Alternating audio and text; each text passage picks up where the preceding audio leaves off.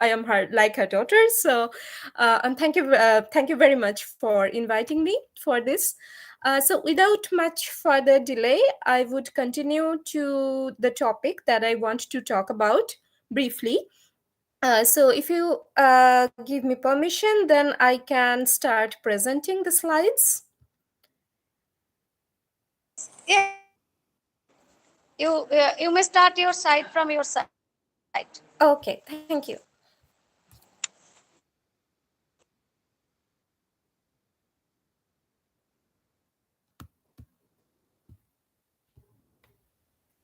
I hope it is visible now. Yes, right, visible or Yeah, not. yeah, that is. Okay. So I'm going to talk about the issue of public attention to climate change and what is the division or the differences between the global north and the global south. Uh, so first of all, I have already been introduced, but just to repeat it, I am a lecturer in economics in the University of Reading in UK.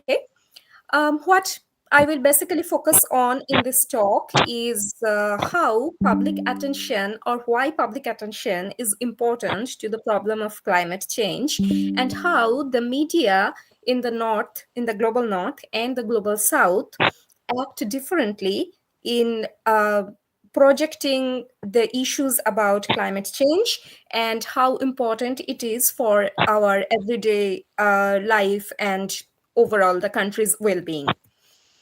So first of all, I will start with this picture. Does anyone have any idea what this picture is about? Because it was in news recently, and as you can see, it says Rishi Sunak, oil profits or our future. So there is a current issue going on in UK about some licenses that Rishi Sunak has allocated to some private corporations for oil and gas digging in the North Sea.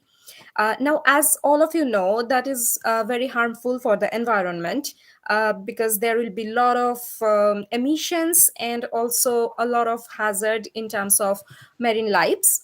And there is a lot of protests going on all over UK against it. Now, you must also know about Greenpeace organization who were launching a campaign against this issue, and four of the campaigners actually climbed up Rishi Sunak's house and draped the entire house with black fabric just to show their protests against this issue.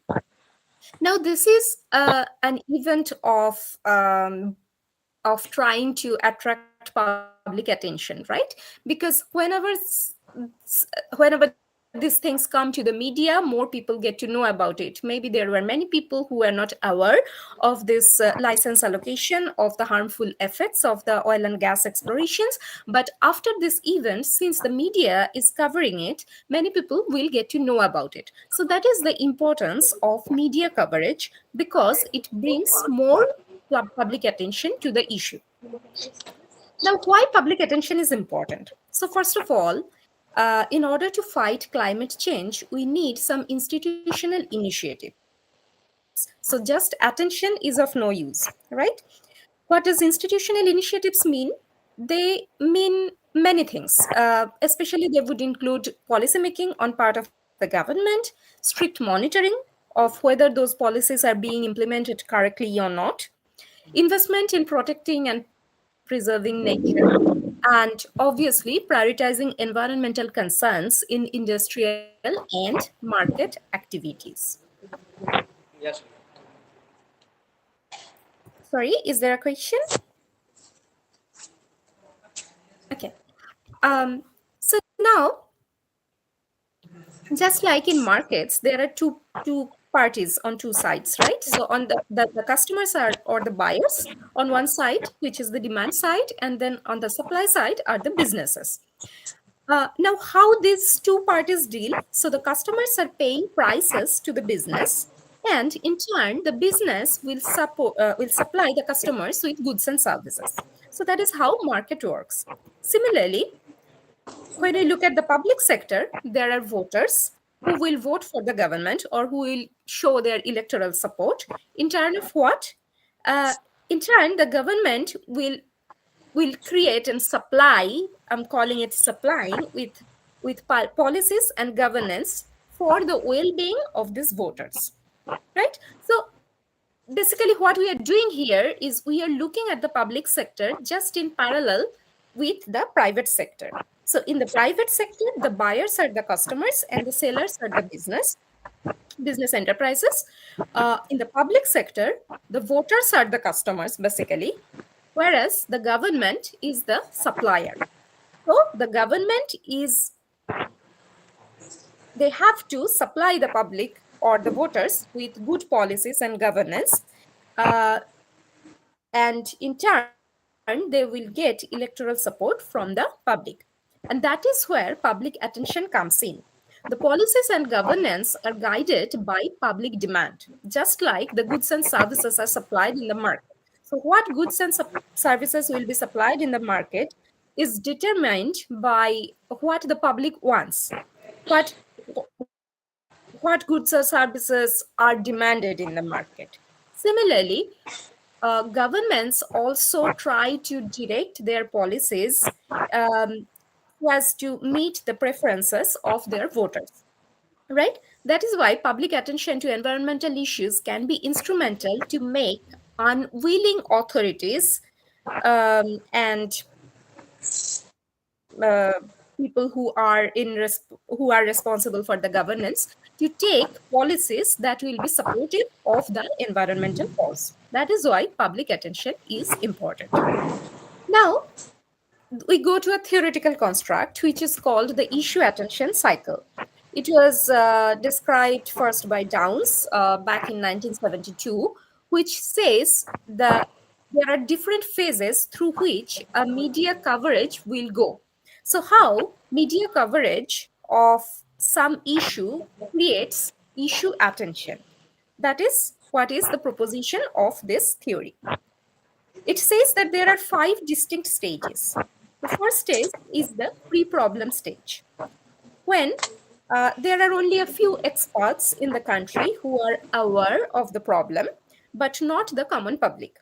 So they have to campaign for this issue, they have to write scientific articles, project in the media that this issue or this problem exists. Now, once the issue has come in front of the eyes of the general public, then people get suddenly very alarmed about the issue, and they try to find some kind of solution very quickly. That is called the stage of alarmed discovery and euphoric enthusiasm when everyone is talking about this issue.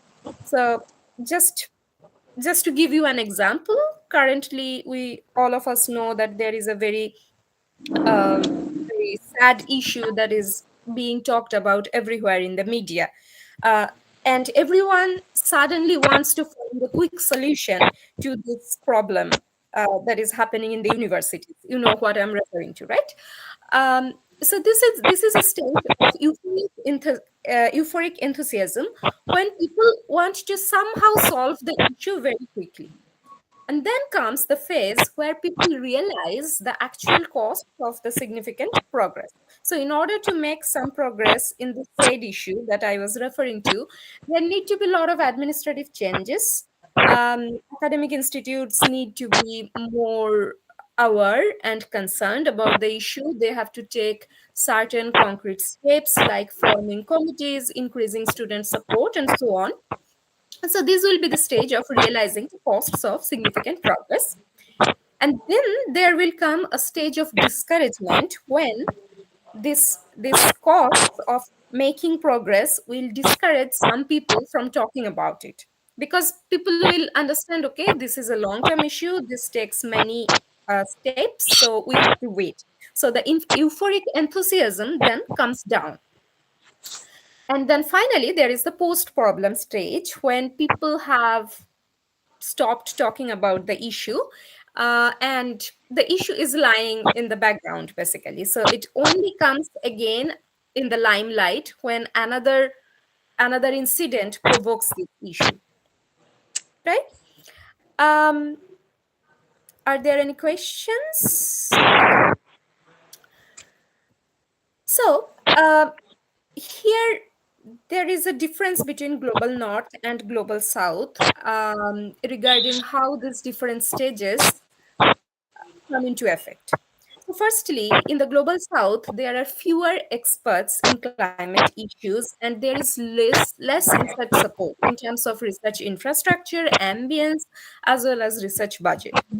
So, when we are talking about the pre problem stage, first of all, fewer experts are actually aware of the problem, and even the ones that are aware of the problem are not heard as much. So, the authorities or the governments are not as interested in hearing the experts. So, that is the first problem. Then we come to the second stage of alarmed discovery and euphoric enthusiasm. There also, uh, in the global south, natural environment and climate change issues seem to receive less importance among the public because these issues are not always visible, right? So we know that climate change is happening, but if we are not paying enough attention, we do not see climate change affecting our day to day lives. So people usually pay less attention to this kind of issues and even less attention in the global south. The other thing is public short sightedness. So people think that, okay, climate change is happening, but how is this going to affect my life? Why do I get concerned about it? That is the second problem. Then, thirdly, when it comes to the discouragement stage or the realization of costs of making progress, then also there are many pressing issues in the global south because the global south is particularly ridden with different type of social conflicts, higher economic inequality. So people want to solve those things first, and that's why diverting resources from other important budget areas to the climate change issue also becomes difficult. Now, issue salience. From issue attention, we come to issue salience, which means like how much important this issue is projected as. And then there are a few factors that come into effect, like average duration of the issue attention cycle that we just discussed. So the duration of this issue attention cycle typically shorter in the global south. Then frequency of cycles pertaining to the same issue also matters because frequency is what keeps this issue alive in the public mind. Then comes the weightage of the issue in the collective psyche. And there, two factors become important. One is historical losses suffered, and the other is projection of future costs. So, when it comes to historical losses, definitely the global south has gone through many natural disasters and has paid a lot of price. However, there were other issues as well, like different war, different famines, um, many other problems, which also had considerable historical losses, and that's why the weightage to the climate issues becomes lower. About projection of future costs, again, people are less aware, less educated. That is why they are not able to project the future costs accurately. And there lies the responsibility of media. So quickly, I'm approaching towards the 15 minutes limit. So we will quickly look at what are the trends in media coverage across the globe. Firstly, there is significant increase in media attention surrounding focused events. So instead of talking about the direct effects of climate change and how it affects human lives and other animal lives, marine lives, there are more focus on environmental summits like COP27, then different climate agreements, celebrity events like Greta Thunberg, and then different type of protests. So these issues tend to get a lot more focus in the media. Secondly, there is higher inclination towards scientific coverage of climate change issues in the north. One paper has shown that 28% of media coverage, climate media coverage in the global north, tend to focus on scientific issues, whereas the same in the global south is only 18%. On the other hand, in the global south, the media focuses more on the impact of climate change on human lives and natural disasters. Um, the coverage of impact on human lives is about 5% in the global north, whereas it is about 21% in the global south. Then there are different issues. So one problem, as I said already before, there is supply side issue, in the sense that just like fewer experts in the academic arena, there are also fewer specialist climate journalists in the global south who are writing about the issues of climate change, and who are able to accurately project it in the public sphere. Then comes the demand side issues. Again, every media tries to sell stories or subjects that would attract the higher reader base, and if the readers in general are less interested about some issue, that issue is also less likely to come to the front page of the newspapers, right? So in the global south, most readers are less educated compared to the global north, and more importantly, they are less scientifically minded to take enough interest in the climate change issues. And both in global north and global south, environmental issues are often looked at as elite issues. So these are issues that does not concern the general public, but the elites, which is a completely wrong conception, because the common people are actually the ones who are paying the highest prices for climate change, or who are affected the most by climate change. There is also evidence that poorer nations are more likely to focus on international relations, like how the relation between India and US is going because of these climate factors, because of whether we are considering environment in terms of our decisions or not. Whereas in wealthier nations, people are talking more about domestic politics. So that also affects how the government behave, or how the government reacts to this kind of things. Lastly, coming to India, Bilal, the paper was published in 2010. They observed a predominantly nationalistic trend in climate reporting. What do we mean by nationalistic trend? From 53% to 91% of articles published in four leading Indian newspapers argued that the responsibility of climate change rests only on the global north, whereas from 32 to 50% advocated that mitigation efforts should also come only from the north, not from the global south. And then there were other evidences that there is an increasing focus on domestic issues and policies in the Indian media. So now I would try to quickly wrap up. So what I would highlight from this talk is that it is super important to emphasize the everyday needs of environmental issues, how it is affecting our everyday life, and how important it is for the commoners' well-being. Secondly, focus on the impact of climate change on human lives are necessary to make it a commoner's issue rather than an elite issue. And that's why it is more important in the global south compared to the global north. Finally, it is necessary to point out that the global north is responsible for climate issue by a much higher extent compared to the global south. 92% of global emissions are actually coming from the developed countries of global north. But at the same time, it is also important to be vigilant about what the authorities and the vested interested lobbies are doing in the global south, because they often use media's tendency to hold the global north responsible as an excuse for them not to act. So it is important to hold the global north responsible, but at the same time remain vigilant about what the government authorities are doing in the global south, and what the private enterprises are doing in terms of harming the climate. Okay, so that's where I would stop, because I have already crossed the 15 minutes limit. Thank you so much for lending your ears. Thank you, ma'am.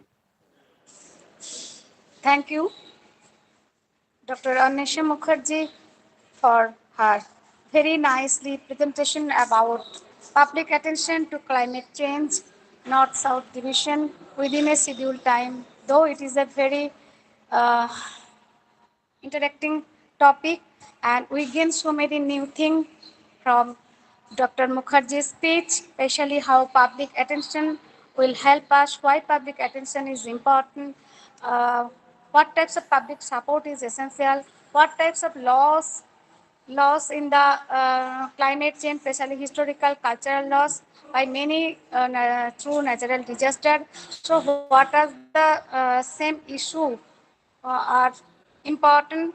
So trends in media coverage across the global, it is very important. And according to her, 5% coverage in the global north and south in the only climate change issue.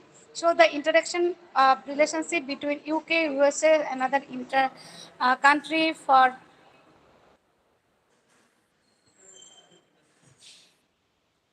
climate change, it is a very important agenda, and from her research it is also came to us in a light that more important in global south than north. So don't no panic about this matter, it is always a continuous process. So thank you again, Dr. Anisha Mukherjee, for her valuable speech. Thank you, Anisha. Now I Thank you so much. request Dr. I wish Sudip. you all the success with the rest of the day. Thank you. Thank you. Now I request uh, Dr. Sudipta Mandal, Professor, Department of Environmental Studies, Bardhaman.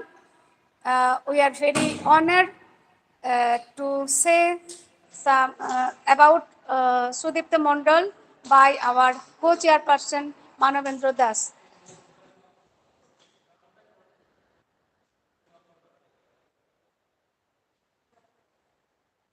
মানব তুমি বলো স্যারের সঙ্গে Actually, I think some network collection. The Sudipta Mandal is a very good researcher, especially research interest about mainly from Sundarban area and so many things about. I have no details idea in that moment, and time is very short. So more than 25 research articles published in the national and international seminar. He produced so many scholars, and now I handed over the microphone to Dr. Sudipta Mandal. Sudipta, please.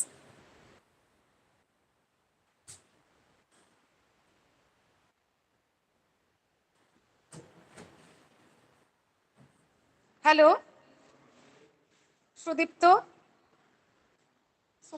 Next next देखे ना नहीं यार हाँ सारे scholar देख I think সুপ্ত sir join করেননি I think sir has not joined yet, so I request Professor Abdullah Al Imran sir and from Jahangirnagar University, Bangladesh. Now I request sir to deliver his special lecture in this session. So, sir. Hello everyone, good noon. We are from Jahangirnagar University and I am M. Fuad Salam on behalf of our group. On my right side is Abdullah Imran and on my left side she is Diva Tasnim. So please Thank give you, me a moment. Abdullah, and all of your co-presenter. We thank you from India, Department of Geography, Katra Radhakanta Kundu Mahavidyalaya, Professor Manjirul Hossain sir in front of us. Dr. Monica Shaha is also front of us. So we are very feel very proud for your presentation. Now we may start. Thank you so much, ma'am, for giving us the opportunity. Hello, sir. Yes, sir, we can see you. So please give me a moment to show our slide.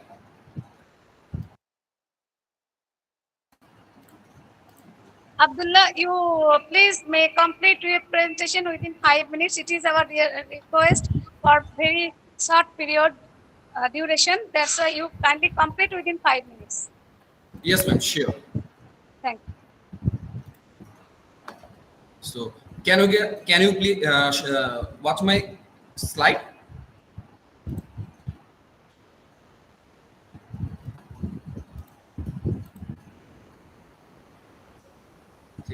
Yes, it is audio.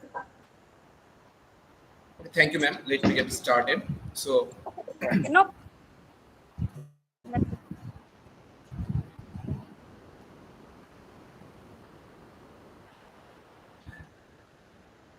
I am Emfuad Salam, and our research topic is the pattern of suburban development in the suburban area of Dhaka city. How fast the sprawling, and I am presenting on behalf of my group. I would like to express my sincere appreciation to the chairman for granting us the invaluable opportunity to deliver a presentation. We are pleased to convey that we are in a state of contentment attending this international situated only 30 minutes away from Dhaka was declared as Poroshobha in 1991 as you can see in my slide. And why Savar was chosen? Savar was chosen because of its is to analyze the nature of suburban growth outside the boundaries of Dhaka city. This involves mainly four key factors, as in exploring demographic factors, changes in land utilization, socioeconomic attributes, and the last one is availability of urban amenities. Data and methodology. The main data sources are Bangladesh Bureau of Statistics data, which is actually collected according to different census year, different satellite images, field survey data, and many other secondary sources such as different governmental website, existing literature, etc. And what about the methodology? The methodology for this research includes face-to-face survey, questionnaire survey, field observation, plot-to-plot survey, and satellite image processing using NDVI. Now I am showing you the results according to the four key factors. As I said earlier, first one is demographic characteristics and changes. The study area witnessed a substantial population growth, surging by a factor of approximately 17 times. And day by day, Savar is experiencing a rise in population pressure, driving a greater need for residential, industrial, and commercial activities. This phenomenon can be identified as the suburban expansion in Savar. And the second result is land use transformation. Over the period, there was a remarkable expansion of residential, industrial areas and increased commercial zoning. Also, agricultural land use pattern was undergoing an annual reduction of 0.8%. Now, I am showing you a map demonstrating the land use pattern change. As you can see, uh, I used I used licensed version of ArcGIS 10.8.3 to demonstrate these four maps. As you can see, in 1974 and in 1991, there is not many remarkable changes. But after the declaration of Savar as Poroshobha in 1991, there are huge changes. There After 1991, the settlement area started to expand, elongated with the industrial and commercial area, and agricultural land started to decrease, as we can see in the map of 2001. After that, the settlement and industrial and commercial area has covered most part of the Savar Poroshobha in just 20 years. These four maps are actually the proof or the demonstration of development of suburban area of Dhaka. So now we are moving to our next slide. This is socio-economic transformation.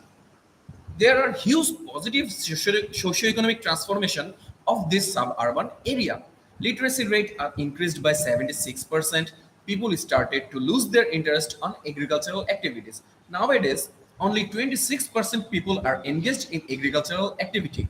On the other hand, within the industrial sector, approximately 1.16% of the total population participated in various industries. And the last result is service facilities and transformation. Annually from 1974 to 2021, there was a 13.56% increase in the development of transportation system. What is the metallic transportation system? As we know, buses, trucks, private car, bikes, etc. Uh, Also, semi-metallic roads expanded, but earthen roads saw a decrease of 1.43%. Furthermore, waterway usage decreased by 1.7% during this time frame, as well as telephone lines have increased, but it is noted that approximately 92% of the whole population are using mobile phone and internet with more than one SIM. Nowadays, 100% of people are using electricity facility in their daily life. Consequently, there has been a gradual increase in urban infrastructure services due to the demand for residential, industrial, and commercial activities in the study area. Now, we are at the end of our presentation, and in conclusion, I would like to say that the upward trajectory of infrastructure services and changes in land utilization in Savur between 1974 and 2021 point to the presence of a suburban development pattern, which is characterized by a trend of reminiscent of urban development. Nevertheless, the ongoing expansion of infrastructure, services, and non-agricultural land utilization into Savar's rural regions is expected to furthermore accelerate the growth of Savar in the coming times. Finally, I would like to express my gratitude to each of you for your time and attention throughout the presentation. Have a good day, everyone. Goodbye.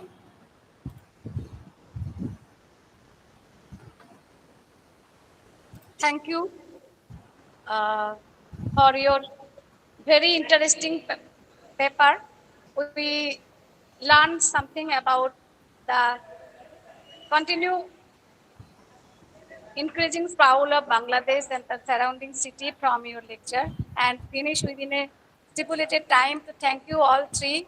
Please come in India personally for our college, the geography of department. We invite you from as a convener and the head of the department of this department and college. So we give thank you to all of you and your sir, Professor Manjulal sir, also for very nice for preparing this very nice paper by through your helping at the help. So thank you. You may come here in our country. Thank you. Thank you, ma'am, and goodbye to everyone. Best of luck.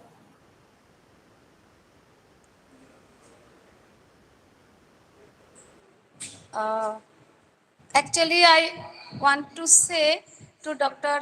Sudipto Mandal as a resource person, sir, can I talk about your paper in this moment? Madam, you can take my paper. I'm sorry that my video and the speaker was not working in my laptop. That's why I Okay. have to hire my student's laptop, and it took Okay. some time. No problem, no problem. So, sir, kindly don't mind you kindly complete within 5 minutes. Okay, It is no a issue, very no issue. tough work to Yes, you, yes, I sir. So understand, kindly and give me I the understand. It's very yes, tough. yes, okay, okay, Okay, okay. I will Thank you. try You to may finish proceed. everything within 5 minutes, right? Okay, You may proceed, sir. Thank you. okay, okay. Good afternoon, everyone. Uh,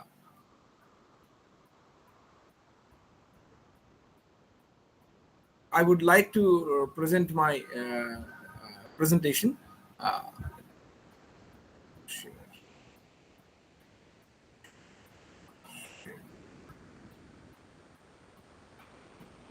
Windows.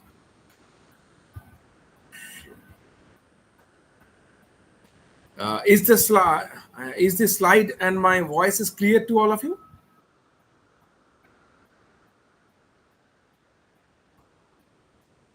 Okay, okay. So the topic is predicting methane emission and carbon sequestration potential of East Kolkata wetland, a Ramsar site in India. So first we have to understand what is why carbon sequestration is important for wetland. We all know that wetlands sequester carbon from the atmosphere through through the process called photosynthesis, which the plants used to do. And if you look at the wetland, there are two parts. One is the above ground carbon, and another one is the below ground carbon. So the above ground carbon is actually captured by the wetland plants, and the below ground carbon store is made by the sediments and minerals present in the soil. And again, we have to see that when these plants die, they they form major the bulk part of the organic content of the wetland, and they get settled down and increase the storehouse of carbon. The second part of my work is about methane emission. Now, why methane emission is important? We know that methane is one of the serious greenhouse gas, and which is 28 times uh, of that of the equal mass of carbon dioxide over the 100 years.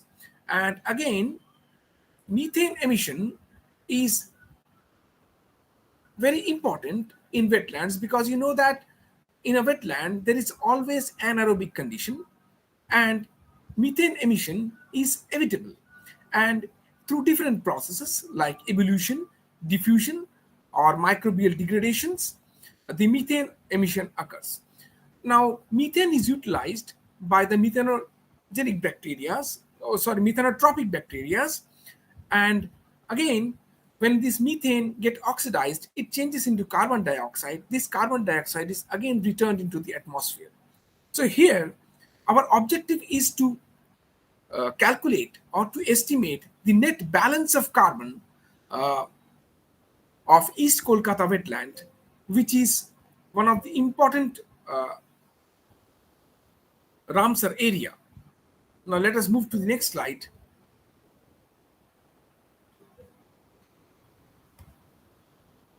The East Kolkata wetlands is located in the main Kolkata city, and it has got its important because in and around this area there are different tanneries and different factories which used to dump the raw sewage onto it.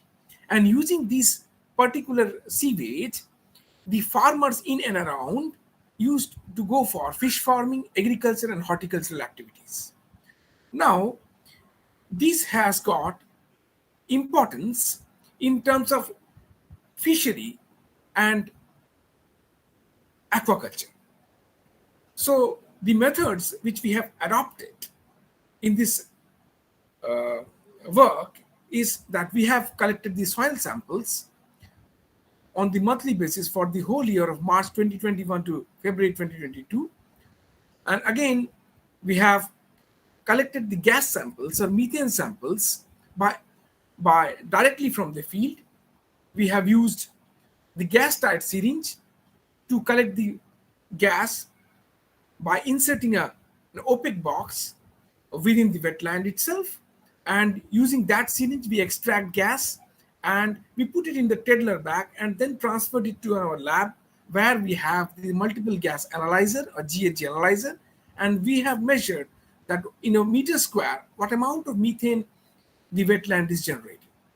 Also, we have estimated different environmental variables such as organic carbon using Walkley Black method, soil temperature using soil temperature thermometer, ORP meters, and also we have collected the rainfall data from the meteorological department.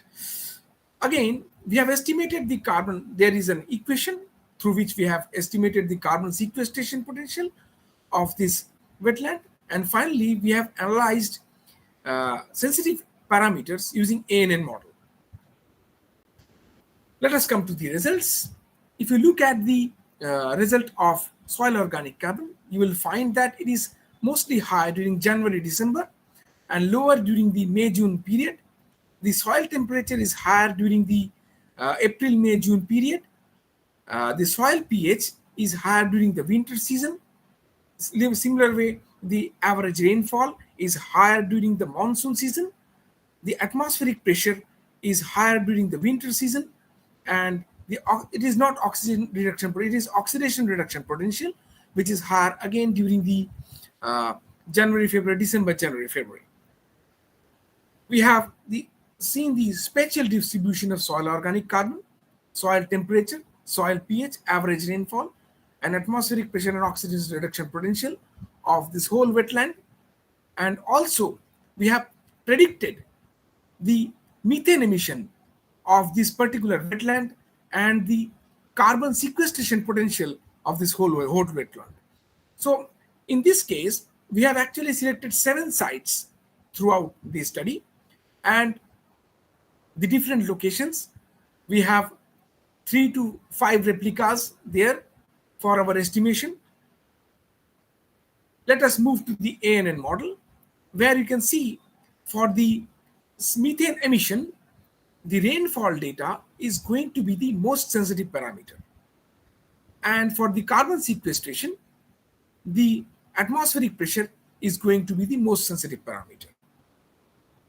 On my left hand side is the validation using ROC curve, and it shows the value of AUC, that is area under curve, of 0.699 and again 0.599 in case of CS4 emission and carbon sequestration.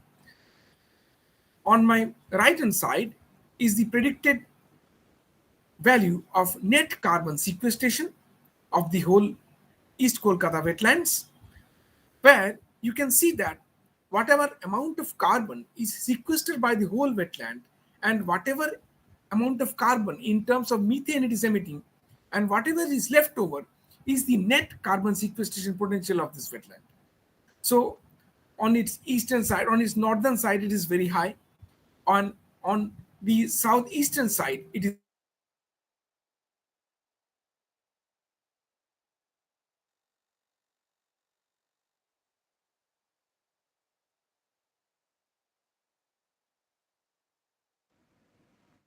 Hello, hello,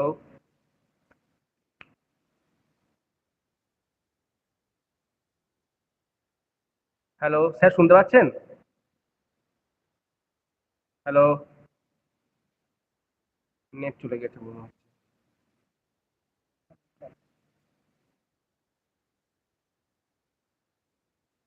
Sumit, Sumit শুনতে পাচ্ছ?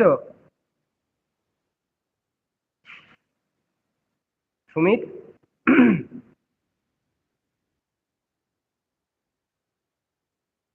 Sumit sir তো mute করা আছে sir.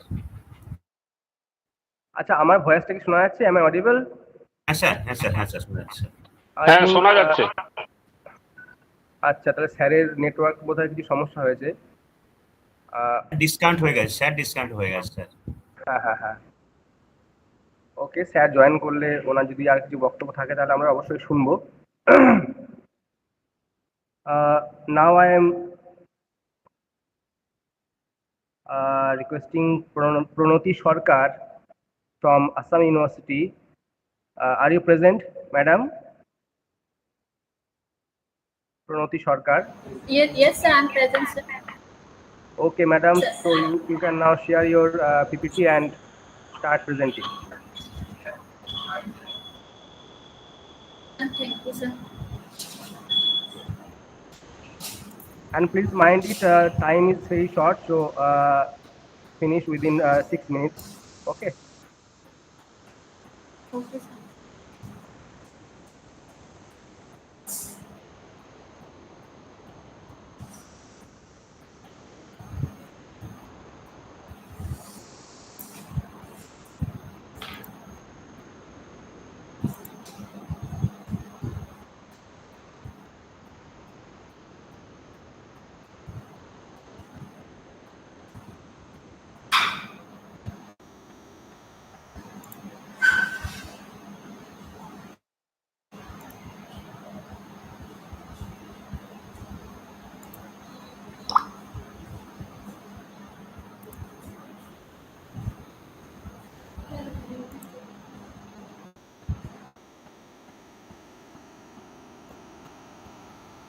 Madam, please share your PPT.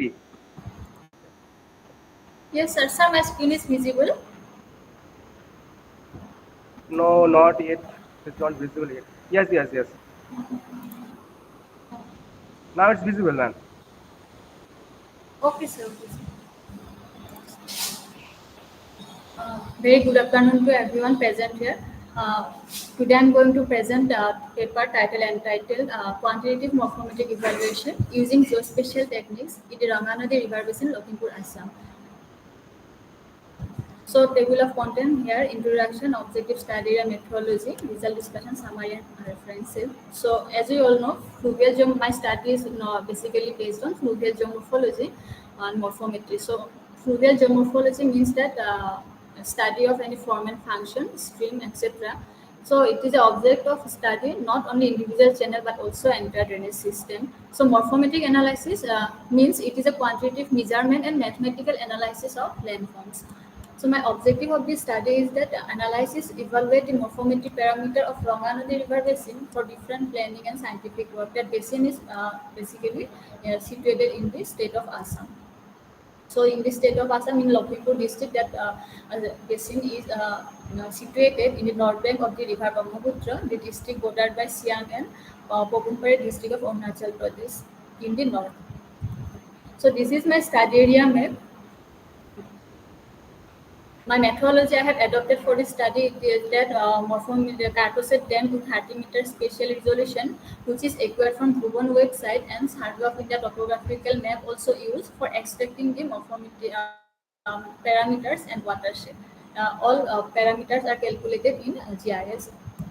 This is the flowchart of methodology where I have identified my study area, the Carcoset Dam I have downloaded, then other all other process like field sync, direction, accumulation, raster calculation, port point identification, etc. I have calculated in my study.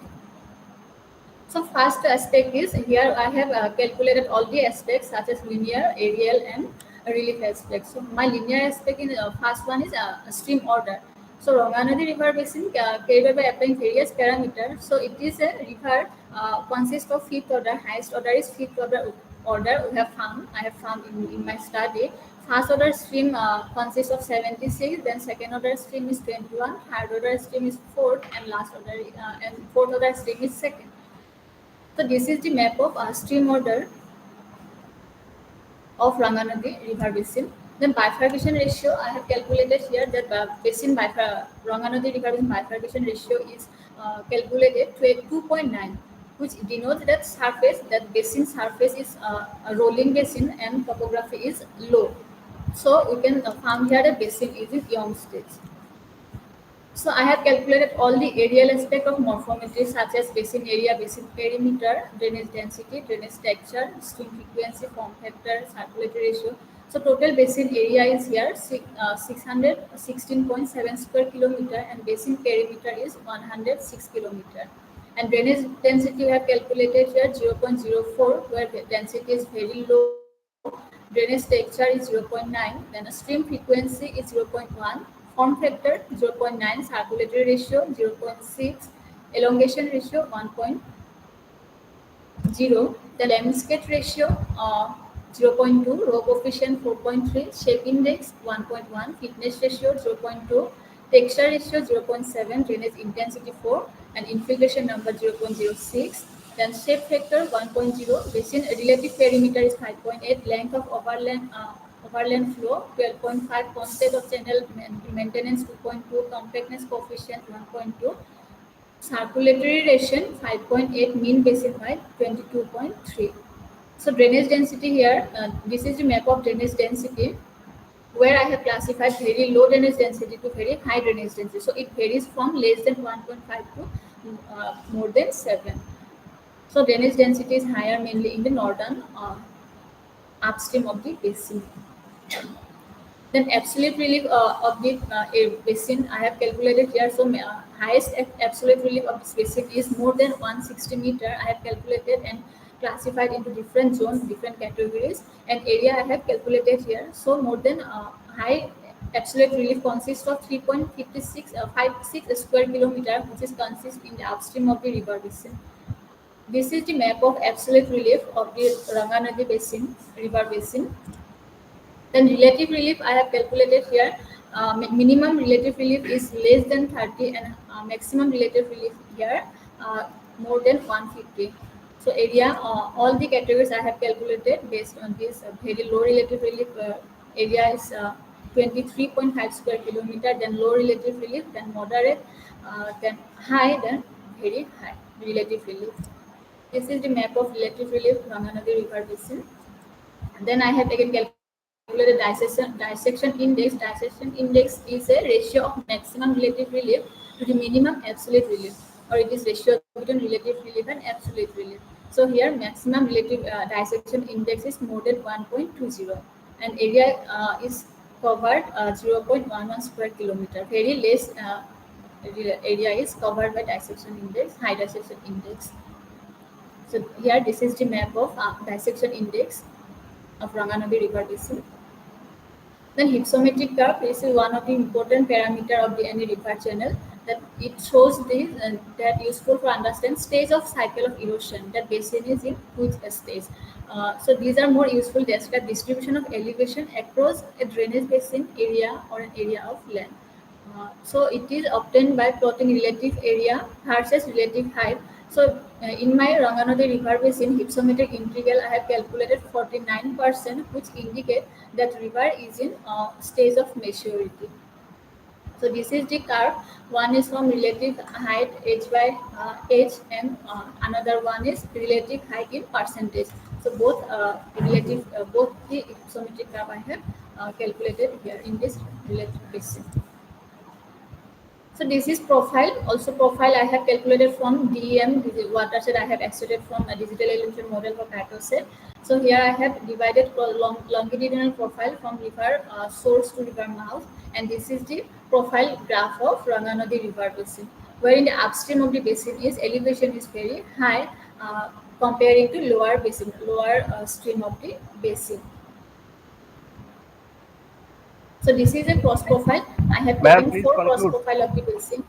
Please conclude, ma'am. Okay, sir. Okay, sir.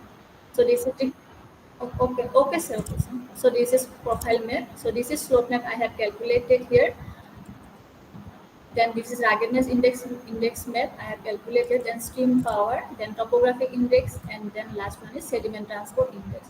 So lastly, I have conclude with this, that Ranganadi basin has up to 3/4 basin, and it has bifurcation ratio 2.9, and total area covered here 174.80 square kilometer. So these are the some references I have used here for my study. Thank you for your patience. Thank you very much. Thank you, madam, for your nice presentation. Uh, uh, is there any queries or questions from the rest of the participants?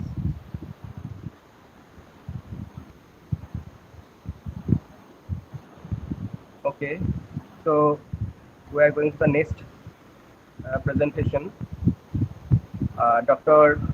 Joy Prakash Rajok, Mandar College, Ranchi University. Sir, please share your PPT. Thank you, sir. Welcome and good afternoon, all of you, in today's seminar on Unified Earth now becomes Diversified World. Hello, দিদি কিছু বলছেন? Please continue, sir. হ্যাঁ, শুনতে পাচ্ছেন? হ্যাঁ, শোনা যাচ্ছে। শুনতে পাচ্ছেন? হ্যাঁ। শোনা যাচ্ছে স্যার, শোনা যাচ্ছে। আমি করুন। Respected Chairperson, Dr. Bonjori Sarkar Bosu, Associate Professor and Head of the Department of Geography, KRKK Mahavidyalay, Kandra, Purva Bardhaman, and Co-Chairperson Sri Manavendra Das, Assistant Professor, Department of Geography, KRKK Mahavidyalay, Kandra, Purva Bardhaman. I am grateful to you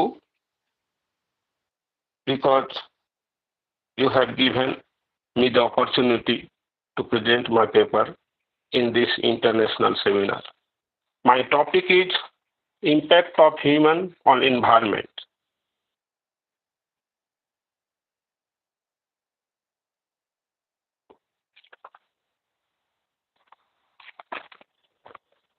Human activities have radically altered the Earth's surface, oceans, and atmosphere, especially over the past 200 years.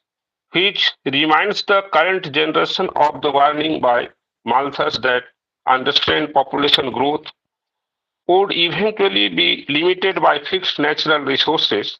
Factors other than climate change are also expected to dynamically influence and negatively impact the efficacy of protected areas, growing human population densities, intensified land use, invasive species, often linked to change in habitat, heterogeneity, increasing habitat fragmentation, and limited dispersal capacities are threatening ecosystems worldwide, and protected areas are often the only refuge for endangered species. Indeed, the effects of these factors on protected areas can be further amplified by changing climatic conditions.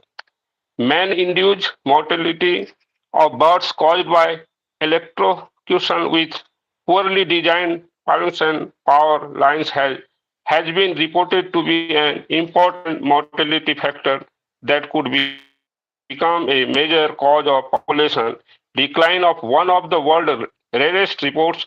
The Spanish empirical age. Consequently, it has resulted in an increasing awareness of this problem amongst land managers and public at large, as well as increased research into the distribution of electrocution events and likely mitigation measures, materials and methods. The present study is designed to illustrate the change on biodiversity and environment by human beings have been documented across different ecosystems.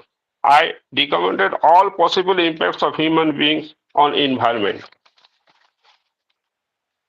Observation and discussion. Both biodiversity and other ecosystem services, the benefits that humans derive from ecosystems are increasingly threatened by human activity. Growth in human population and prosperity translates into the increased conversion of natural ecosystems to agricultural, industrial, or residential use, but also into increased demand for ecosystem inputs such as freshwater, fiber, and soil fertility, as well as increased pressure on the capacity of natural ecosystem to assimilate our waste, including air and water pollution, as well as solid waste. Economic development has posed serious challenges to ecosystem and biodiversity conservation. None of biodiversity hotspots areas rich in endemic species and threatened by human activities have more than one third of their pristine habitat remaining. Historically, they offered 12% of the land surface, but today their impact habitat covers only 1.4% of the land. In many cases, the provisions of services to the most privileged sectors of society is subsidized, but leaves the most vulnerable to pay most of biodiversity losses. These include, for example, subsistence farmers in the face of industrial agriculture and subsistence fishermen in the face of intensive commercial fishing and second because of their low economic and political power. The less privileged sectors cannot substitute purchase goods and services for the lost ecosystem benefits, and they typically have little influence on national policies. When the quality of water deteriorates as a result of fertilizer and pesticides loading by industrial agriculture, the poor are unable to purchase safe water. When protein and vitamins from local sources such as hunting and fruit decrease as a result of habitat loss, the rich can still purchase them, whereas the poor cannot. When the capacity of natural ecosystem to buffer the effects of storm and floods is lost because of coastal development, it is usually the people who cannot flee, for example, subsistence fishermen, who suffer the most. The loss of biodiversity-dependent ecosystems is likely to accelerate inequality and marginalization of the most vulnerable sectors of society by decreasing their access to basic materials for a healthy life and by reducing their freedom of choice and action. Economic development that does not consider effects on these ecosystem services may decrease the quality of life of these vulnerable populations, even if other segments of society benefit. Biodiversity change is there inextricably linked to poverty, the largest threat to the future of humanity identified by the United Nations. This is a sobering conclusion of those who argue that biodiversity is simply an intellectual preoccupation of those whose basic needs and aspirations are fulfilled. The most dramatic change in ecosystem services are likely to come from altered functional compositions of communities and from the loss within the some trophic level of locally abundant Sir, species. please conclude, sir. Okay, just biodiversity contributes to make human life both possible and worth living. Human beings are the major source of degradation of biodiversity. Suggestions. Scientific research is needed to improve conservation on the basis of scientific methods in order to discuss the progress, problems, and priorities to achieve sustainable use in the region. Scientific research improves our understanding of the magnitude of biodiversity land use and contributes to mitigating land use impacts. Thank you.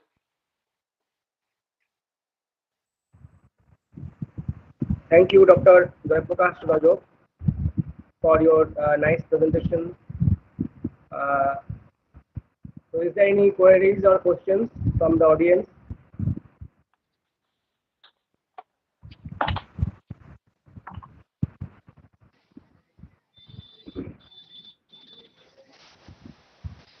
Okay, if there are any questions, you may also type your question in the chat box, so we can read out the question and interact with the presenter. Now, I request Dr. M. Deshmukh from SSS College, Amaravati, Pune. Dr. Deshmukh, are you present here?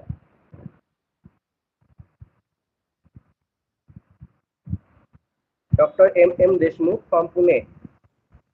I think he's not present in this session. So I'm going to the next presenter,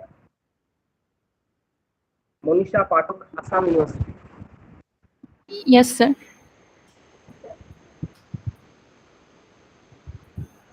Okay, ma'am, you can now share your PPT and Okay, start sir. presenting. Thank you, sir.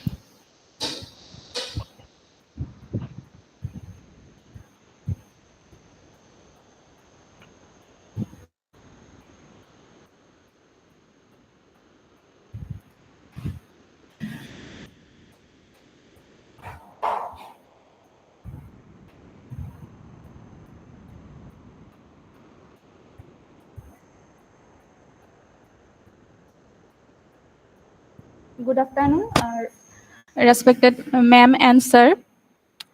My topic of the presentation is assessment of geomorphic analysis of Siri River Basin, Arunachal Pradesh, India by using geospatial technology. This is the content of the paper. Now I come to introduction. So morphometry means the measurement of external form, and analysis means the detailed evaluation. So morphometry is the evaluation of external form of landform by Madam, please using. share your PPT. Madam. Yes, sir. Okay, sir. I am agree. Please share your slides. I think it's not visible. Okay, sir.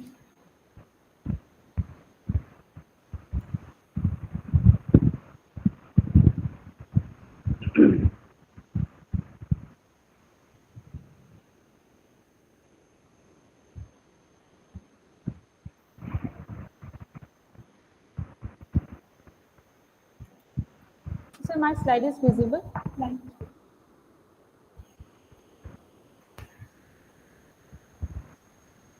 It is not visible to me. Is it visible to the other participants? I think the slide is not visible yet. Okay, sir. I again try. Yes, no. Just share your screen and open the PPT. Okay, sir.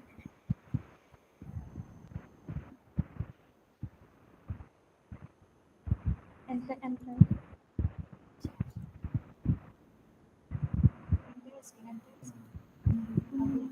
इधर इधर अच्छा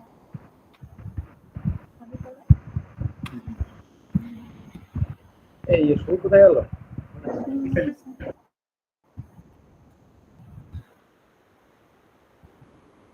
Yes, ma'am. Now it is visible. Please continue. Okay, sir. Thank you, sir. So my objective of the study is to analyze and evaluate the geomorphic characteristics of the Siri River basin. So this is the study area map. The Siri River is originate in the Western districts of Arunachal Pradesh, and it's flowing through the Western district in the western direction, and finally it join in the Jadhal River basin. And Jadhal River basin, it is the uh, northern tributary of Brahmaputra basin.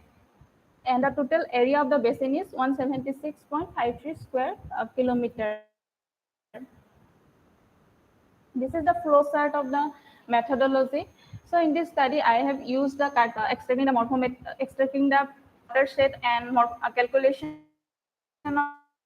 of morphometric analysis, and ArcGIS software is used, parameters, linear parameters, aerial parameters, and relief parameters. So this is the table showing the linear aspect of the Siri River basins. Next, I come to the first parameter of the linear aspect, stream order.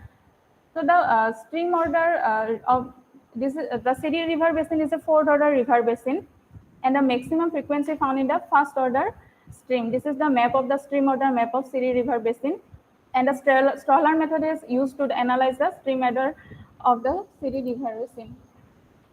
And next, stream number.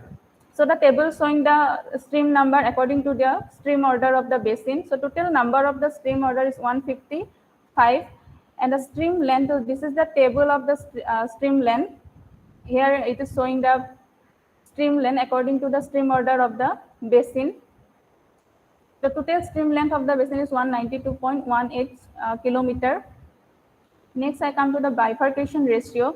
So the bifurcation ratio is an important parameter of the basin. It helps to determine the runoff characteristics of the basin, and the average bifurcation ratio of the basin is 4.99.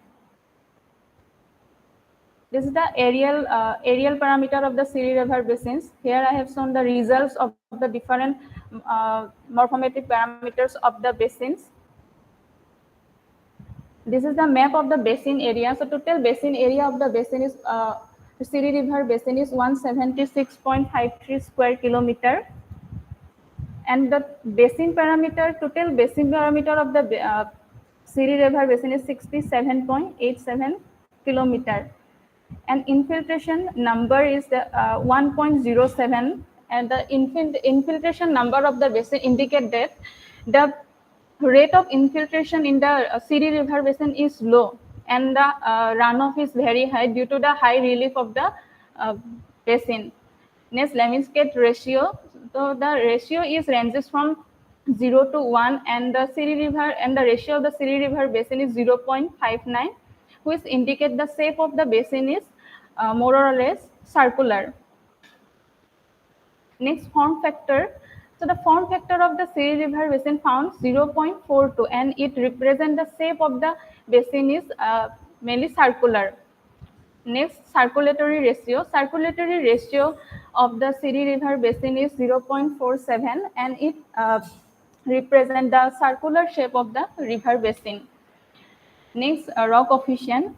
And so rock coefficient of the Siri River basin is found 0.75, and it rock coefficient mainly helps to determine the storage capability of the drainage basin, and the value of the rock coefficient in the Siri River basin indicate that it has higher water storage.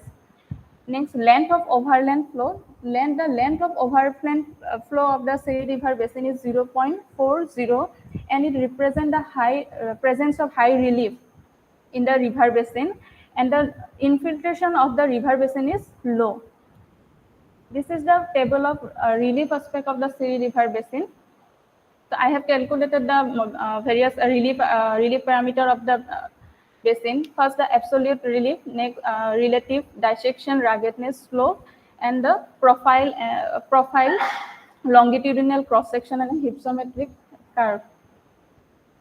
The absolute relief is the highest elevation of the area, and the Siri River basin is divided into 5 different classes.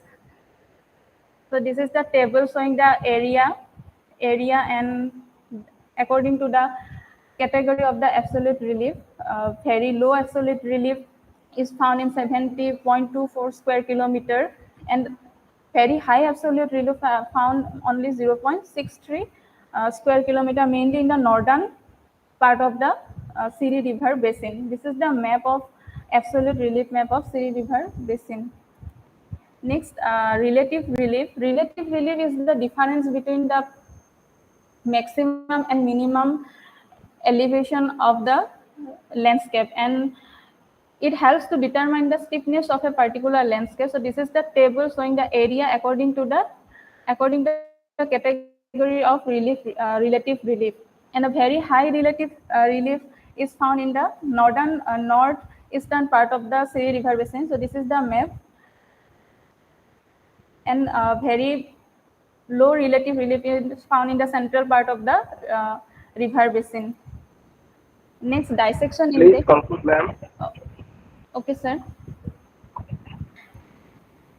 So this is the dissection index map of the Siri River basins, and very high dissection index found in the western part of the middle of the basins. Next, I come to the ruggedness number. So this is the table, and the ruggedness numbers is divided into three category: low, medium, and high.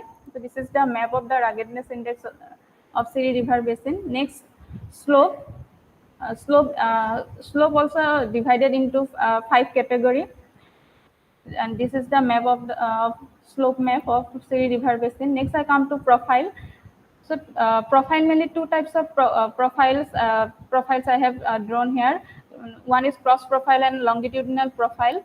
So the Siri River basin is divided in. I have taken 4 cross section of the Siri River basins.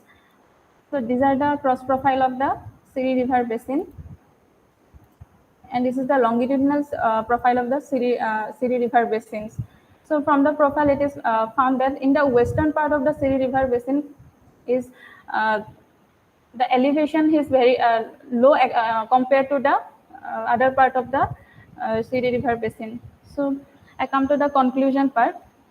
So from the quantitative analysis of the different parameters of the Siri River basin, it is found that the river is a fourth order river basin, and from the aerial parameter of the basin, it is found that the Siri River basin, the shape of the Siri River basin is circular, and the infiltration of the river is low because the runoff rate is very high in the basin, and the erosional activity, high erosional activity is found in the western part of the district based on of the basin. Sorry, based on the dissection index map of the basin. These are the references I have used in the study. Thank you.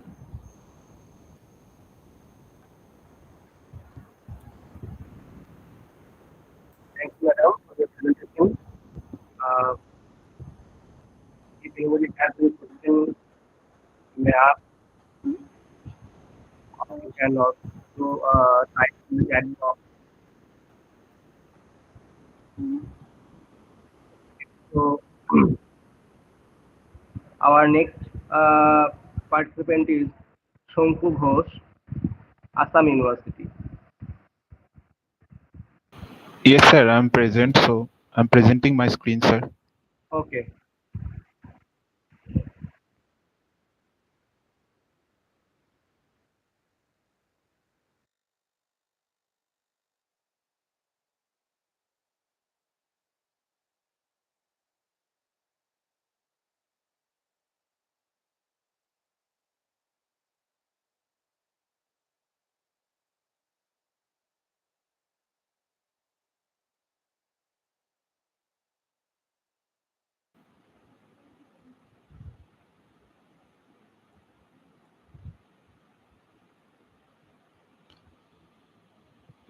Please share My your screen is visible. screen. Yes, yes. You can now Hmm. start presenting. Yes, sir. So, good afternoon, everyone. My topic of today's presentation is geomorphic analysis of Disang River Basin using geospatial technology in Assam, India. So, I'm starting from the parameter. So here the for geomorphic analysis of the river basin, their morphometric technology have been applied morphometric method. So these are the parameters. This includes all the like linear, aerial, and relief aspect parameters which has been extracted from the river basin. And that's about the study area, the Dishang River Basin, which is originating from the Patkal Hill of Eastern Himalaya, which is located in the Arunachal Pradesh, above with an elevation of 2375 meters, and the length of the stream is total length of the from the source to the outlet. It is 380 kilometer, and Namdapha is the major tributary of the present study river, and this is the methodological flowchart. So here the Survey of India topographical map, and I have used here the Aster Dam for analyzing, extracting the different morphometric parameters. And from the software view, Eradas software has been used for the raster analysis, and ArcGIS software also used for the extraction of the parameters. So this is the linear aspect parameter. The table is indicating like the stream order. So the river basin is a sixth order river basin, and the highest order stream is a sixth order, and the total number of stream is 527. And the bifurcation ratio of the average bifurcation ratio of the river basin is 3.53, and the next is indicating the total length of the river basin stream length is 2142.56 kilometer. So this is the here the stroller method of stream ordering has been followed in the river basin, and the bifurcation ratio is the ratio between the two number of streams in two successive order. So here the bifurcation ratio is 3.53, which is in a moderate category, which understand helps us to understand about the ratio between the number of streams in the successive drainage order. And this is the bifurcation ratio curve that representing the bifurcation ratio in different orders. This the fast in the next slide, the fast curve is indicating the law of stream number, like the ratio or the geometric sequence of the streams according to the order. So and the next curve is indicating the stream length, like how the stream length, the geometric sequence of the stream length in the different order of the river basin. And this is the this curve is indicating the mean stream length of the river basin, like the average total stream length in the first order divided by the number of streams. From there we can get the mean stream length. And this slide is indicating the parameters of the aerial aspect parameter, like the total basin area here is 5783.9 square kilometer, and having a drainage density value of 0.37, drainage frequency value of 0.09, and drainage texture is 0.86, and drainage intensity 0.24, and infiltration number is 0.03. So these are the aerial aspect parameters like drainage density, drainage frequency. These indicates these are very good hydrological parameter also. So which indicates the areas which are rich in the soil moisture content and good groundwater potentiality also. So in the next slide it is indicating the drainage density. So drainage density is the ratio between the total length of the stream by basin area. So here our this study area is having a drainage density of 0.37, which is less. And here the drainage density map is indicating, so majority of the map area are belong to the low to moderate category of drainage density. And next, the drainage frequency. Drainage frequency is also belongs to very low, which is 0.09. And here we can see the study area having a like majority of the study area is classified into the total study area is classified into 5 drainage frequency zone, and the majority of the area is belongs to the low to moderate category of drainage frequency. And this is drainage texture map. So drainage texture is basically indicates the relative spacing of the streams, which has been here the Horton method of drainage texture has been followed, and the average drainage texture value of the river basin is 0.86. And from the map we can see that the major proportion of the area is covered by the moderate class of the drainage texture.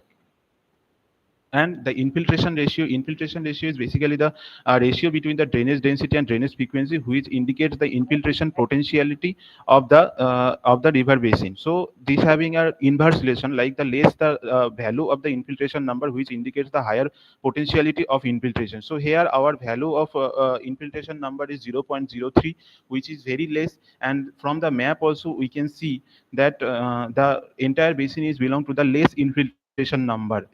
So from there we can say that the basin is having a high infiltration potentiality. After that, the form factor, circulatory ratio, and elongation ratio, which are the basin shape index. So how the basin shape is very less and indicates the elongation shape. And the elongation ratio. Elongation ratio is the ratio between the diameter of circle of the same area as the drainage watershed and the maximum length of the watershed. So here in case of the elongation ratio also, the values are varies from 0 to 1, and here we can classify the elongation ratio values into different categories, like less than 0.9, which is a circular value, and 0.8 to 0.9 is a oval shape indicates, and 0.7 to 0.8 indicates less elongated, and less than 0.7 indicates a elongated shape. So here we can see our basin elongation ratio is also 0.57, which indicates the elongated shape of the basin. And in case of the circulatory ratio also, the higher value indicates the circular shape and lower value indicates the elongation shape. So here the circulatory ratio value is also very less, which is 0.2. So from all these three shape index, we can conclude that the river basin Conclude the is basically belong presentation. to a elongated shape. Yes, sir. So next, the length of overland flow. So length of overland flow is 1.38, and this is the map. And next, this is the constant of channel maintenance map. The red area is indicating the higher value of constant of channel maintenance. This is the absolute relief map. So we can see from the southern to the northern part, the relief is decreasing. And this is the relative relief map. And the dissection index map, we can see that all the river basin majority areas belong to the high to very high dissected category. Next, the hypsometric curve. The hypsometric integral value is 0.47, which indicates a moderate mature stage of the basin evolution. And this is the hypsometric curve. And in the conclusion, the morphometric analysis, which is a very important aspect of basin geomorphic analysis. From there, we can analyze the different hazard like flash flood and flood, landslide, also soil erosion, this kind of, and water, groundwater potential areas also can be determined. These are some of the references, and thank you.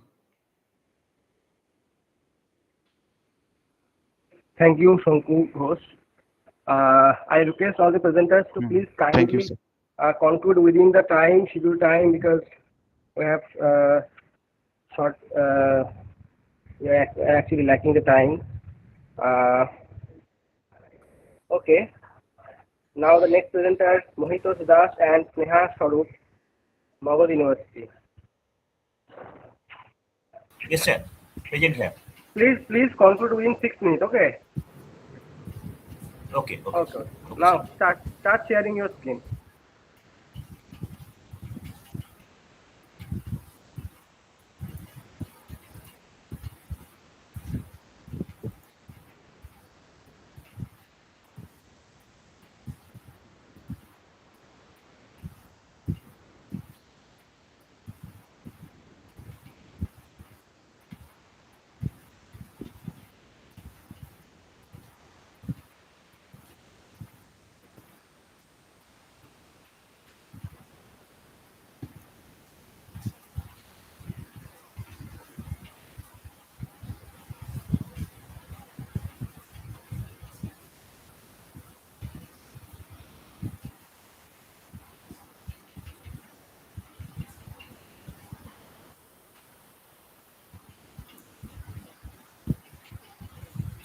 थोड़ी কিছু সমস্যা হচ্ছে sir, 1 minute sir.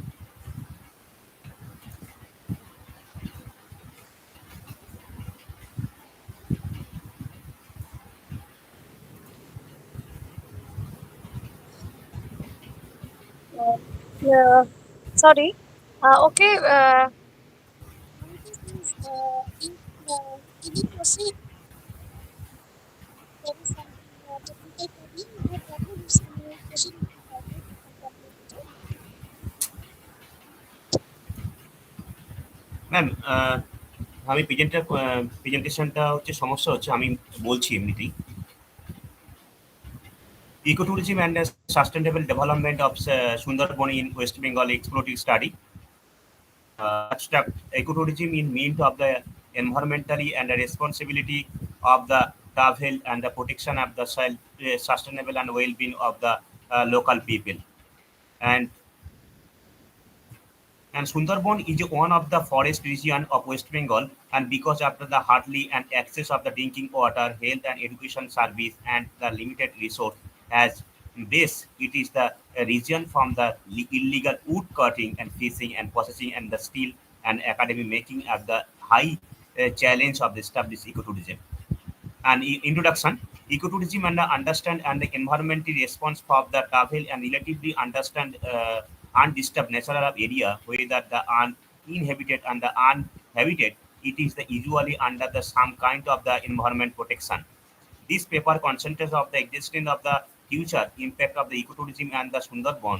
It asks of the extent and the success and the fail of the promoted better living and the standard of the local communication and the door of the attention environmental, social and economic impact and critical manner of the examination different view of the perspective. Study area. Sundarban is the vast contiguous mangrove forest and ecosystem in the coastal region of the Bay of Bengal, spread across of India and Bangladesh. It is the UNESCO heritage site of the Biosphere Reserve and home the rich biodiversity flora and fauna including of the endangered Bengal tiger. Therefore, studying and the Sundarban important of the understanding of the ecological, social and the economic aspect. Methodology. The present study based of the economic and the source of the data available from the newspaper article and magazine books and journal maps. The objective of the study of the challenge of the development of ecotourism and Sundarban to suggest and measures of the sustainable development ecotourism. Ecotourism, ecotourism involves the cultural and environmental tourism and the additional benefit of the local community, especially of developing and countries, and continuous completely comply of the demand and consumer of the remote natural and exotic environment. Sundarban, Sundarban National Park. The Sundarban National Park is located in the south and eastern tip of the east state of West Bengal, India, got in the name of the mango plant known as the Sundari, and literally elite and transported a beautiful forest in the Bengali language of Sundar means and beautiful in the bone and forest. Ecotourism and sustainable development in the Sundarban.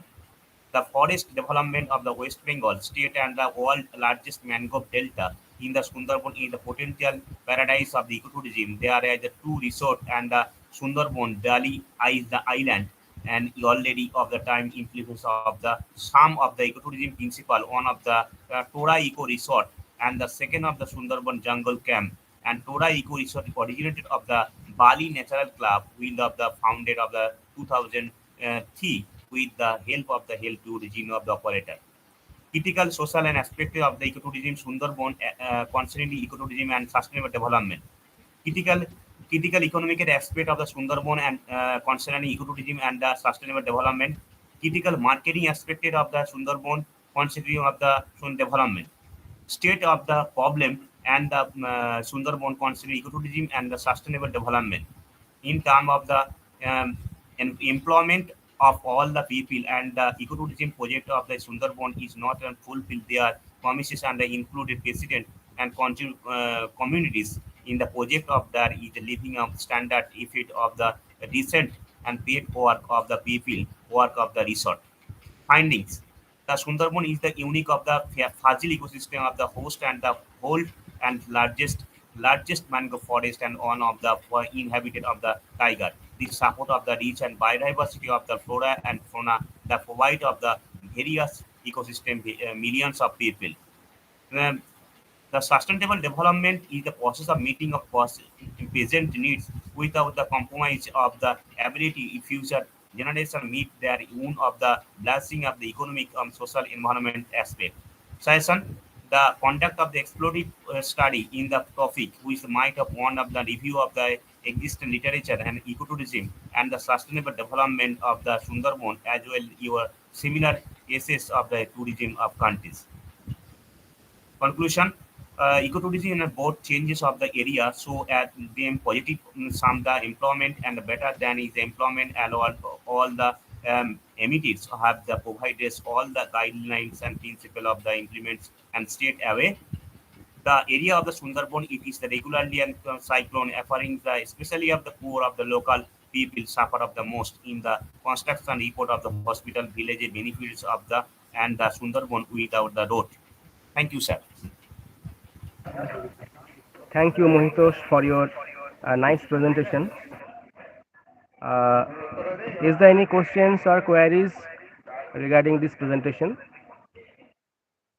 from the audience?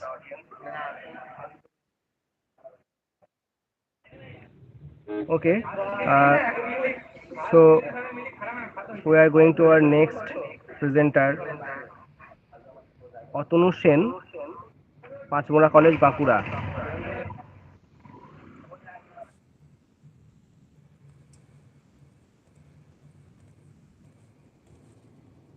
Are you present, Atanu Sen?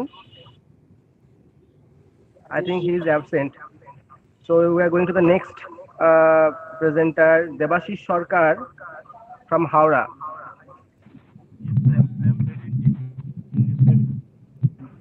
Debashish Sarkar.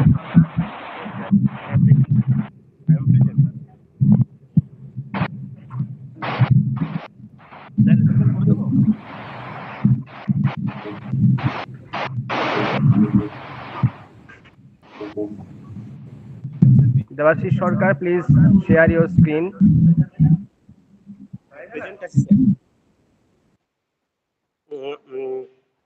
Sir শুরু করে দিচ্ছি Yes, please start. Proceed, Devasis, but only 5 minutes. You can complete within this time. No? Okay. very outset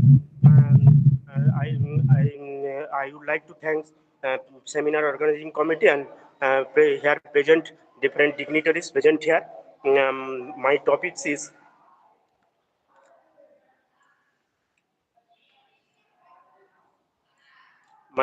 is environmental, urban and rural environmental monitoring. At first, my topics is associated with Landsat and other Landsat 3, Landsat 5, and Landsat 8 spectral data. এক second sir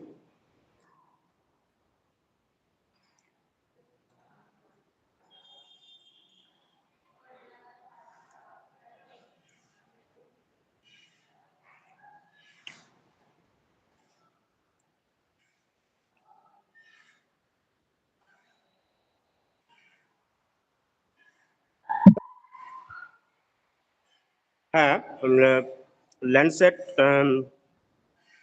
sir শুনতে পাচ্ছেন hello Yes, please continue. GIS data can be used to analyze urban growth and the direction of the expansion. When appropriately applied, it can be discovered new sites for further development. Considering various factors are necessary for successful building. Data gathered and GIS application is vital to conserving natural resources and protecting the environmental impact statement, assess the magnitude of human impact on the environment. In planning and community development, GIS data helps us understand meet global challenges. As GIS temporarily rapidly advance, there are various innovative applications in the planning sectors. GIS tools can be used to integrate geographic intelligence into planning process and have a potential to change how we think and behave. GIS with remote sensing technology is identified and located natural resources. GIS technology has been helping a lot of planners to conserve, preserve, and zone area that is prone to expectations. My review related literature is considering the significance of geospatial technology in rural area in the northeastern region center of the National Institute of Development and Panchayat Raj Guwahati invited a major outcomes to provide a platform where managers can be integrated informative data and informations that can be used to make sound decision for sustainable development. The integrated database created from this study can be customized in GIS-based computer system to develop a decision support system for the district to use as a tool in planning and managing a rural development program. In this context of rural South Africa, the geospatial technology provides a decision support platform to encourage implementation of sustainable agricultural development. My objectives is to identify how GIS technology is used in rural planning, and second objective is to identify how GIS technology is used in urban planning. My methodology is the study is based on both primary and secondary data source. Primary data has been collected through the questionnaire and field observation on the basis of random sampling and specifically focuses on location, household information, land use pattern, and land acquisition, settlement, demographic characteristics, occupational structure, civic amenities, so on. In general, for West India, Westland, in identification list 3, list 2, lands are DTMR used. Here, 5 meters spacious are suitable for spatial resolution are suitable for 200 than 200 meters. For urban renewal operation, line scan system of DMSP suitable for urban renewal. For my study, Landsat 5 images captured on the 2018 and Landsat 8 images captured in 2023 are used. My conclusion is geospatial technology is used mostly in for survey and mapping of plantation crops like paddy, jute, etc. It is estimating fungal diseases, severity of rice brown spot with hyperspectral reflectance data, which is tool for early detection of leaf bursting blueberries. This technique is useful to critical period of crop. Here, rapid increase of population has sustainable increasing demand for housing. The cheapest land for Kolkata. Here is the signature of gradual increase of urban renewal has been developed here. Thank you. Okay, thank you, Mr. Sarkar. Uh, if Yes, there sir. is any question from audience, please raise your hand and ask questions. Yes, sir.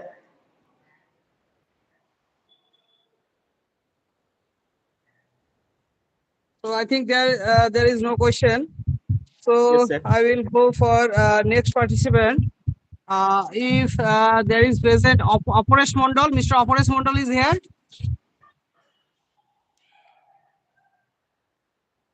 Okay, he is not here. So if any other participants present here want to present, please respond. Yes, sir. Myself, Mitali Ghosh. Yes, you start presenting. Thank you, Okay, Mitali. sir. Thank you. Now we may proceed within 5 minutes. Mitali, please complete your presentation. Hi, Didi. Uh, Myself, Mitali Ghosh. Now I present my paper entitled as Socioeconomic and Demographic Structure Dominate the Nutritional and Health Status of Urban Slum Women, a critical analysis in slums of Chandranagar Municipal Corporation, Hooghly, West Bengal. Generally, women slum dwellers are vulnerable as to their health and nutritional status. Their typical socioeconomic structure and impoverished condition of slums causes a major setback to the women's health and nutritional status. Their limited access to knowledge and education, and due to that, they are indifferent to their health status. Now, health and nutritional status of women with regard to their body mass index and its association with other variables are the area of concern. This is the study area. Here we see the Chandanagar Municipal Corporation, and I selected 5 zones on the basis of geographical aspects. That's our Goredhar, Godulpara, Jutpil, natural levy of River Hooghly, Lindhar, and rural urban fringe. Main objectives are to explore the impact of socio-economic condition of women slum dwellers, to evaluate the present health status of slum dwellers through calculating BMI and others variables, and scrutinize the controlling factors of health and nutritional status of women slum dwellers. These are the specific methods. All the socioeconomic data were collected using the structured questionnaire and using the cross-sectional survey. But on the other hand, to collect the anthropometric data, I have used a longitudinal survey using purposive sampling technique. Steel measure tape and digital weight machine are used to collect the data on height and weight, which is essential for calculating the BMI. Before the pandemic situation, when intervention was applied for collecting the blood sample with proper consent of the target population, and I have used the manual sphygmomanometer to calculate the blood pressure level. But during and after the pandemic situation, the situation is completely changed, and I have to use the digital sphygmomanometer and digital thermometer to collect the anthropometric data. 73% of women are belong to the age group of 15 to 35. 83% of them are early marriage before the age of 18 without registration. Mean level of education is upper primary. Mean value of family income is rupees 101 to 200 per day. The working women had the mean income of 133 rupees per day. Hindu is the dominant religion, followed by Muslims, and most of the respondents, 88% of the respondents, are scheduled in category. Uh, this is the nutritional level of the women slum dwellers. Their staple food is based on carbohydrate. Egg is only the regular source of protein due to its low price. Milk, meat, and fruits are less in their daily food diet. And according to ICMR 2040, I have calculated the deviation of their nutritional status from the recommended dietary allowances. And here we find that all the food items taken by the women are less than RDA except oil. BMI was calculated on the basis of WHO classification, World Health Organization. Obesity grade 1, 2, and 3 are mostly found in the age group of 31 to 41, but thinness of grade 1, 2, and 3 are scattered in the all age group. 60% of women had low blood pressure and 68% reproductive women have anemic tendencies. I've used the chi-square test. Here we see that age, family income, age of marriage, and number of meal taken are the 4 variables which are significantly related with body mass index. And I've used the t-test between working and non-working slum women. And I find that education, family income, intake of food items are diversified in between these two categories of women. Pearson correlation is used to identify the significant association between the all variables. Age is significantly associated with family income, as well as early marriage is related with the education. On the other hand, anthropometric variable like systolic blood pressure and diastolic blood pressure are significantly related. But BMI and total calorie intake are very close to significant level. Now the question is that which one dominates the health condition of slum women? Here I've used the principal component analysis, and PC1, including women income, working hour, age of labor force, and duration of job, indicating the economic status of slum women, which control the entire domain of health status. PC2, including age of marriage, family income, income of husband, and education of income, indicates the marital and family status. PC3 indicates the nutritional status, including number of meals and skipping meal. And lastly, age and education are included into the demographic status, which is the PC4. Now I can conclude that the slum women belong to the poor socioeconomic condition.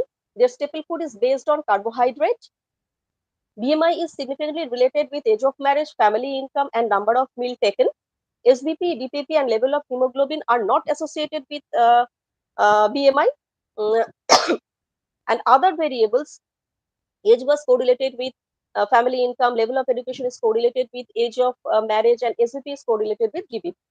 And the four among the four principal components, PC1 dominate the whole situation, which is actually the economic factors. Thank you. Okay, it was a very nice presentation from Ms. Ghosh. It was a very much new idea, new concept. We enjoyed very much. Uh, Thank you, sir. so, if there is any question from audience, No, actually, being a chairperson of this session, I want to say that there is a very limit of time and no question. But thank you again, Mitali, assistant teacher of Lapur College, for your very nice idea about this research work. And after COVID, it is very essential to all of us. So thank you again for a part of medical geography as a research item to choose. So I again thank you to Mitali, and next time you will join with us, and please send your full paper for publication. Sure, ma'am. Sure, Thank ma'am. Thank you. so ma'am, on behalf of Manavendra Das, I am going to present the vote of thanks. I myself, Okay, Sumit Kaur. Ma'am, bolun. just 1 minute. Being a chairperson, I now I conclude the everybody in this session. Firstly, I want to say that Dr. Annaisha Mukherjee, Dr. Sudipto Mondal, Abdullah Iman from Bangladesh, Aparesh, Mohitosh, um, Sonku, Sushanto, and all the participate present this seminar, international seminar, in a different idea. We gain lot of new idea from your new research articles. So on behalf of this principal sir or patron, I convey my deep sincere gratitude to all of you. Now I want to say uh, Sri Shumit Kaur for vote of thanks and conclude the 2 days international seminar. Sumit. Okay, ma'am. First of all, I am grateful to the merciful Almighty God for establishing me to complete this day one technical session of the 2 days international seminar entitled Unified Earth Now Becomes Diversified World, jointly organized by the Department of Geography, Kandra Radhakanta Kundu Mahavidyalaya, and Purvosthali College under the MOU. I would like to put forward my incense flow of gratitude to the chief patron of this seminar, Mr. Sheikh Sanwaz sir, patron Dr. Minal Kanti Chattopadhyay sir, principal of our college, and co-patron Dr. Bibhas Chandra Saha, principal Purvosthali College, for giving us this opportunity to organize this international seminar. I owe my earnest sense of regards to the keynote speaker, Professor M. Manjurul Hassan, Department of Geography, Jahangirnagar University, Dhaka, Bangladesh, for his valuable speech in this seminar.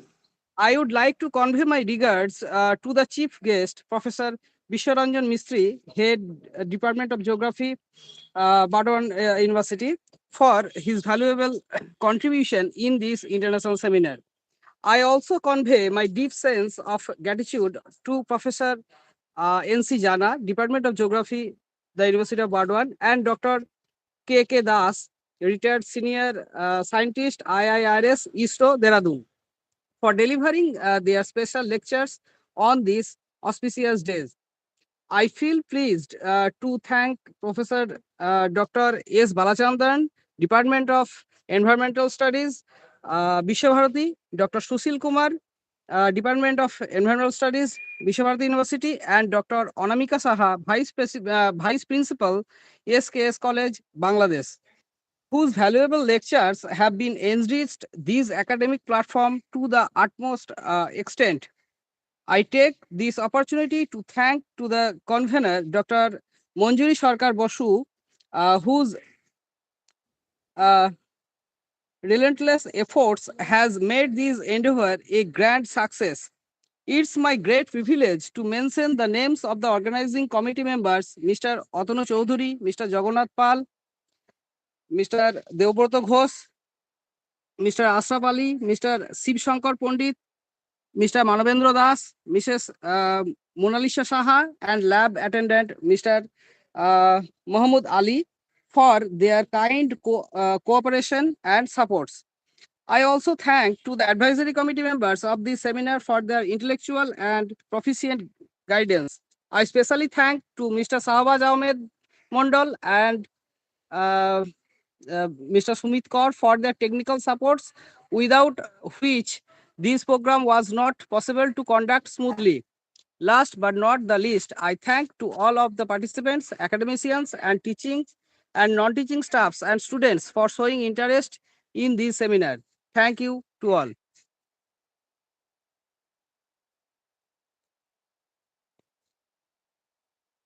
Ma'am, are you present here?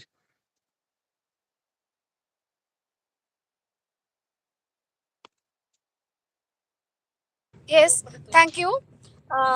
Thank you, Sumit, for nicely concluding. I again convey my deep gratitude to all of them, including you. Thank you. Now, may I conclude our 2 days international seminar, Unified Art Now Become Diversified World.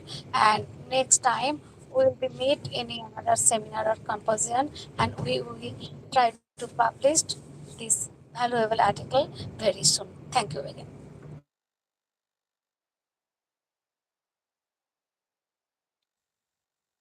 ঠিক আছে ma'am, তাহলে বেরিয়ে যাচ্ছি।